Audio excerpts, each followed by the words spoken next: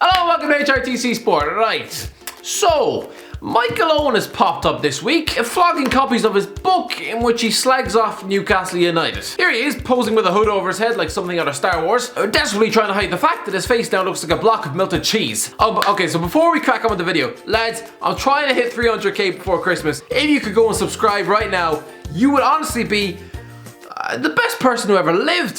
Instagram and Twitter is there if you want to follow me on that. Anyway, let's go. Michael Owen. I'm not sure why a man roundly criticised for being the most boring pundit on planet Earth. Honestly, I've had stale porridge that's more interesting than Owen's punditry. Is now expecting anyone to buy his book. Honest to Christ, listening to that man speak for 20 minutes is akin to ordering a dodgy takeaway. You know that within 20 minutes you're going to be kneeling in front of a toilet bowl. He's basically come out and said that when he was leaving Real Madrid in 2005, his first and only choice was Liverpool, and once they refused to cough up the money, he settled for little old Newcastle. I simply couldn't ignore the voice in my head that was telling me that I was just too good a player at that time to sign for Newcastle United. I strongly felt that I belonged to Champions League level clubs. Right, this is a man who collected 120 grand a week every year for 4 years and spent half his time in the treatment room and then captained the club to a first relegation in 15 years. Like, if that was me, I'd probably keep my head down when it came to Newcastle United. I wouldn't mention that club again for fear of digging up an embarrassing footnote in my career. But especially, I wouldn't bring out an entire book slandering the club for being beneath your level. Who does he think he is? What right do you have to speak ill of your former employers? If he didn't want to sign for Newcastle so badly, then why did he do it? Nobody can force you into signing for a club. Liverpool couldn't match Newcastle's offer. From a career perspective, there was no doubt in my mind that a move to the northeast was a downward step. I've got to go to Liverpool. I phoned the main man himself, Rick Parry, in a state of absolute panic. I had to hear it from the horse's mouth. We can't, Michael. We sold you 8 million. We simply can't go higher than 10. His words absolutely sank me. That, I suppose, was that. Yeah, it must have been a bit of a dent to the ego that Liverpool obviously didn't value him higher than 10 million quid, especially when they were signing Jermaine Pennant for 7. I think the reason the man is now 39 years old and consumed with such bitterness and regret is that after all the early promise, I mean, for Christ's sake, he was winning a Ballon d'Or at 21, the man was finished up by 2007 and was forced to retire a complete and utter sweaty embarrassment, sitting on the bench behind Cameron fucking Jerome at Stoke bloody City. I would feel pretty annoyed too, keen to blame everyone and everything for my demise. For Christ's sake, the Stoke fans were practically begging him to retire after being forced to watch him waddle around the pitch like a fat plumber during the 12-13 campaign. For Christ's sake, he played less games for Stoke that season than Ryan Shotton. This kind of blind delusion is especially true of Newcastle United, which, as I reach for the next tin hat, is only a big club in the sense that it has a lot of fans and a big stadium. They're historically not successful off the pitch, in fact quite the opposite mostly, and they've never really won much on it in recent times. Was there any need for this? Honestly, this is a man who spent 4 years hoovering up the wages of these hardworking people, an expensive drain on resources. Sure, I mean, it's not a man's fault for getting injured. Of course not. But if you're a club record £17 million signing and make less than 80 appearances in 4 years, if you're captaining the club to a first relegation in nearly 2 decades, then keep quiet. Do not go back and slate the fans for Jesus. It's like getting into a relationship and then after 4 years of rotting on the couch, stinking of 4-week-old eggs, and showing absolutely no interest for the partner that now pays her wages and, let's be honest, your goddamn rent, you then start telling everyone she was beneath you to begin with. I'm not sure how Owen can revisit his time at Newcastle and expect to come off as the good guy. You cannot shine a good light on this. Here's the facts, alright?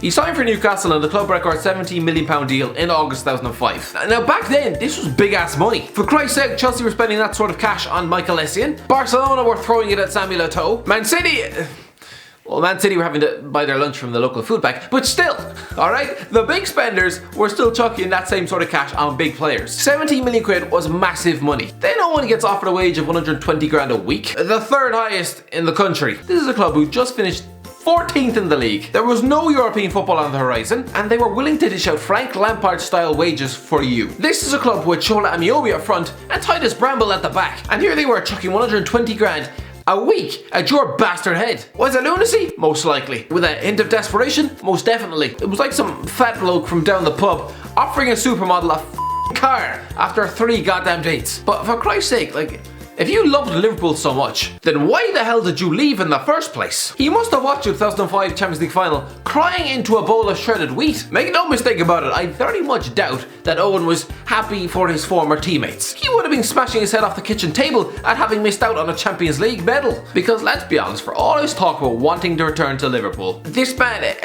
he's not a Liverpool fan. Like, he can't be.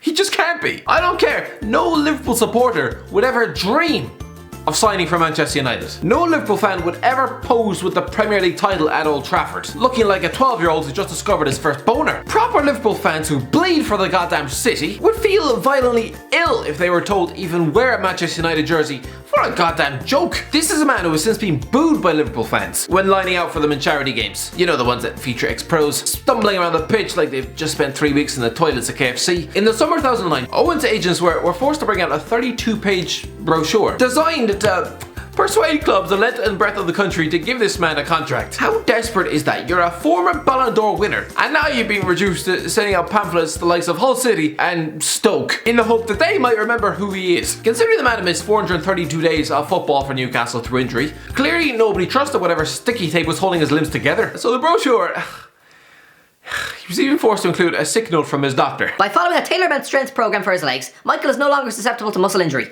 In my opinion, he will play at the highest level for many years, trouble-free. Is that right, John Green, consultant physiotherapist? Is that right? Let's take a look at what happened next. Thigh problems, thigh problems, thigh problems, thigh problems, thigh problems, thigh problems, thigh problems, thigh problems, thigh problems, thigh problems. Groin strain, groin strain, groin strain, groin strain, groin strain, groin strain, groin strain, groin strain, groin strain, groin strain, groin strain. Thigh problems, thigh problems, thigh problems, thigh problems, thigh problems, thigh problems, thigh problems, thigh problems, thigh problems, thigh problems, thigh problems, thigh problems, thigh problems, thigh problems, thigh problems, thigh problems, thigh problems.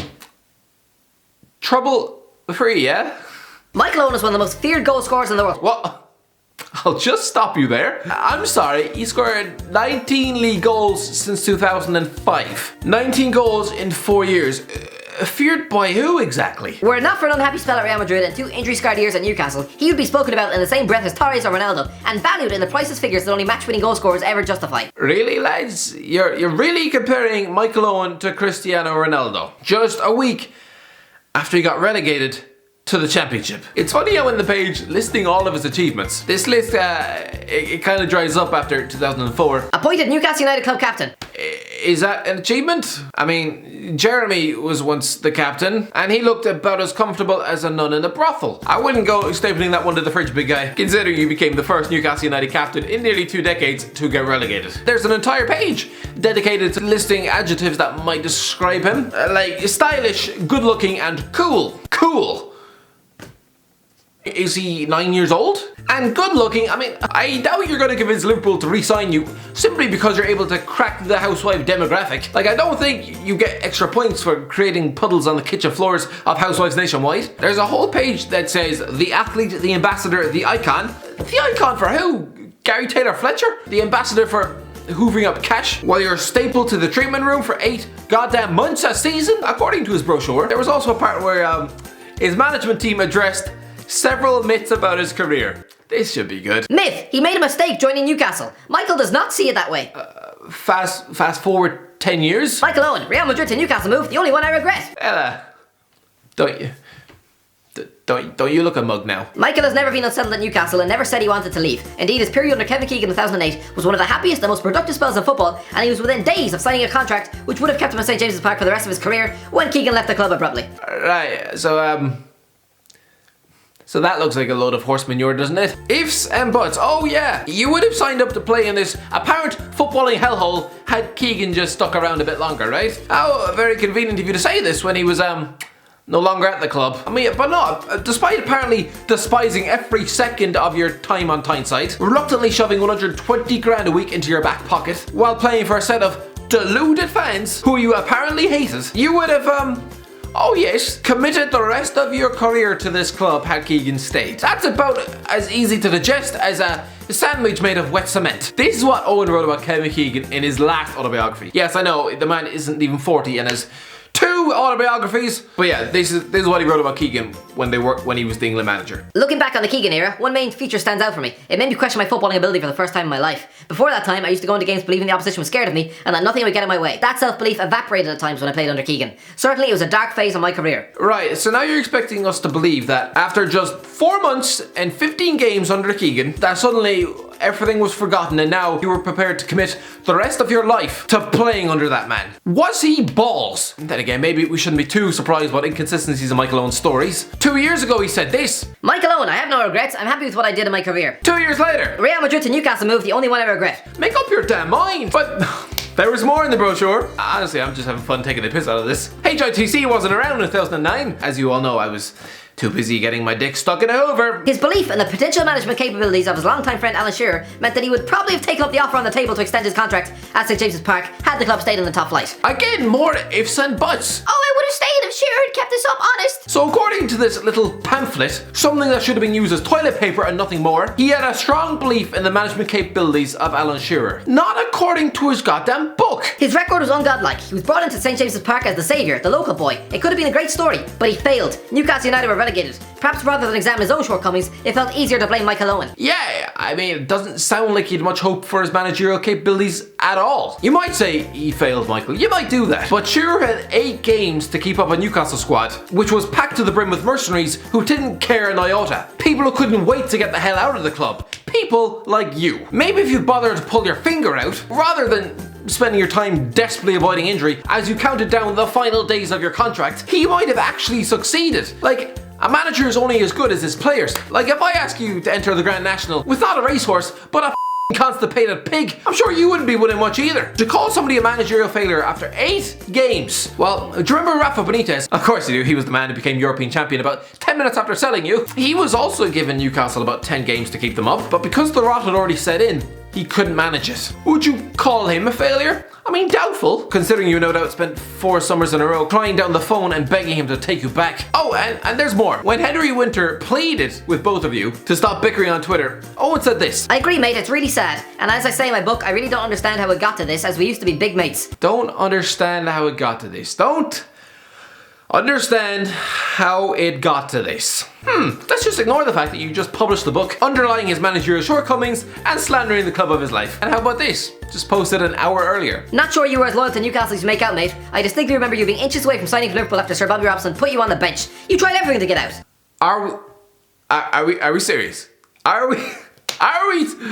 Is Michael Owen actually trying to lecture someone about trying to force a move to Liverpool? He did that every bastard year! The past 2 seasons have been disappointed by Michael's high standards, and he's now seeking the right opportunity to remind people why he was once crowned European Footballer of the Year. Okay, let's play a game. Hands up, lads. Who was reminded of that Ballon d'Or when Owen was warming the benches of both Man United and Stoke? Oh, this is actually sad. This lad only ever tasted the feeling of scoring a Premier League goal just 6 more times. He was 29, and between then and the end of his career, 6 Premier League goals is all he would score. That is 2 hat-tricks. The likes of Aguero can probably do that in 1 game. I mean, choosing to slag Alan Shearer off in Newcastle is like taking a dump on the club crest. It serves no purpose but to piss off the Geordie fans. And maybe that was his aim, judging by this, but yeah, I mean, I guess Owen succeeded. Yeah, they're all pretty pissed off. Like, I think it's safe to say that if Owen were to ever come back to Newcastle, he would have bags of dog shit chucked at his car. So according to Owen, there was a breakdown in the relationship between the fans. I know what you're thinking, what relationship? The one between Owen and the fans was about as toxic as Sid and Nancy's. Yes, a minority of fans did chant, "What a waste of money," after he's been stretchered off the pitch against Watford in May 2007. That must not have been nice, fair enough, but the stuff he wrote, Christ above. I can't deny their actions that day changed things for me. No longer was I even going to attempt to ingratiate myself with the fans. Instead, I flipped it in a slightly more resentful way, thinking, I don't need to justify myself to Newcastle fans. No, of course not. Why would you? Why would you even dream of wanting to prove yourself to the people who pay your goddamn wages? To the lads who work 16-hour shifts in factories. To the lads who roll out of bed at 5 PM for their shift down at Burger King. To the lads who turn down vacations with their family. To funnel money into the club that pays for your goddamn helicopter. Oh, why the hell would you feel like justifying the extortionate money you earned to the lads who paid it? Ridiculous notion. I think honestly, those Geordie fans did more graft for your cash than you ever did. So yeah, I mean, the fans probably shouldn't have chanted "what a waste of money," and especially while you were clearly hurt, but can you blame them for being frustrated? Can you blame them? You were a marquee signing. 20,000 people took the day off work, were dragged out of school to attend an unveiling in 2005. But from December 2005 to May 2007, a solid 18 months, you played 2.5 games of football. 2.5 games in a year and a half for someone who's supposed to be Shearer's heir. They'd waited months for this day, and suddenly within 3 weeks of your big comeback, surprise surprise, another injury. Can you honestly blame them for being frustrated? It's like splashing out half your mortgage on a new car and then just watching it consistently break down time and time again. Yeah, I would be pissed off as well. So maybe instead of directing your anger at them, put yourself in their shoes. But then again, how can we expect you to even get in the same mind frame as these peasants? Considering you turn up to work in a goddamn helicopter. How much more removed from reality can you get? The 3 teams that were seriously in for me were Hull City, Everton and Manchester United.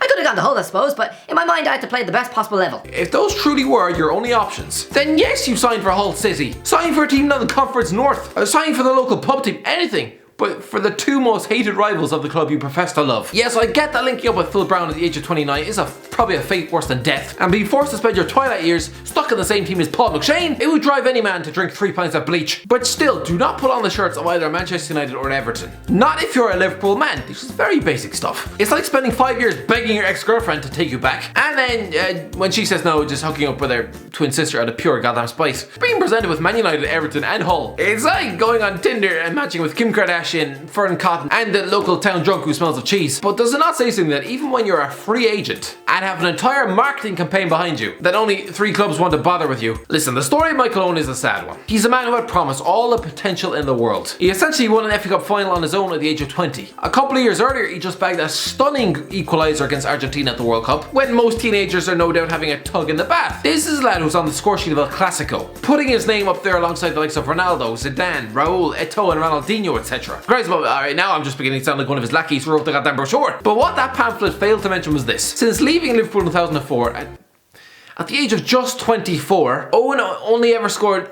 32 more goals in the Premier League. To put this in context, Mo Salah, an actual Liverpool legend, has managed just that in one season. It's like, Raheem Sterling is the same age now. He's 24. It's like telling him now that he would only ever score 32 more goals in the Premier League. He'd probably laugh in your face. Like, he's probably going to hit that total by the time he's 26. Yes, Owen, you're probably angry at the career moves and at the injuries, and you're just looking for someone to blame. But don't let it be the Newcastle fans, whose only crime is voicing their frustration at their record signing who spent most of his time in the treatment room. Don't blame Alan Shearer for failing to keep the club up when you had 4 years to prevent that from happening. If you're brought in as a club record signing with him, and then within 4 years you end up relegated to the goddamn championship while sporting the captain's armband, I think maybe it's time for you to reevaluate your own shortcomings. Good luck with the book. Let's hope someone buys it, but